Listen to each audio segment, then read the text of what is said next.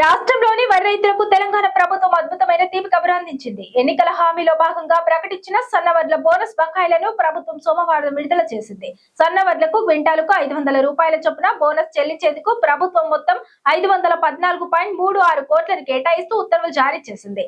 ప్రభుత్వం తీసుకున్న ఈ నిర్ణయం వల్ల 2025-2026 ఖరీఫ్ సీజన్ లో వరి సాగు చేసిన సుమారు 2.17 లక్షల మంది రైతులకు నేరుగా ప్రయోజనం చేకూరనుంది. ఈ నిధులతో పాటు పౌర సరఫరాల సంస్థ కూడా వరి బోనస్ నిమిత్తం మరో 1939.58 కోట్లను విడుదల చేయనుంది. దీంతో రైతుల బ్యాంకు ఖాతాల్లోకి త్వరలోనే నగదు జమ కానుంది. వ్యవసాయాన్ని లాభదాయకంగా మార్చడమే తమ ప్రభుత్వ లక్ష్యమని పౌర సరఫరాల శాఖ మంత్రి ఉత్తమ్ కుమార్ రెడ్డి ఈ సందర్భంగా తెలిపారు. కనీస మద్దతు ధర కంటే అదనంగా 500 రూపాయల బోనస్ ను అందిస్తున్నాం.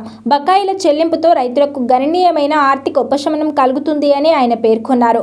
సాగును ప్రోత్సహించడంతో పాటు సన్న రకం వడ్ల సాగును పెంచేందుకు ఈ బోనస్ ఎంతగానో దోహదపడుతుందని ప్రభుత్వం భావిస్తోంది. గత కొంతకాలంగా బోనస్ నిధుల కోసం ఎదురుచూస్తున్న రైతుల్లో ఈ నిధుల విడుదలతో హర్షాతికేతాలు వ్యక్తమవుతున్నాయి.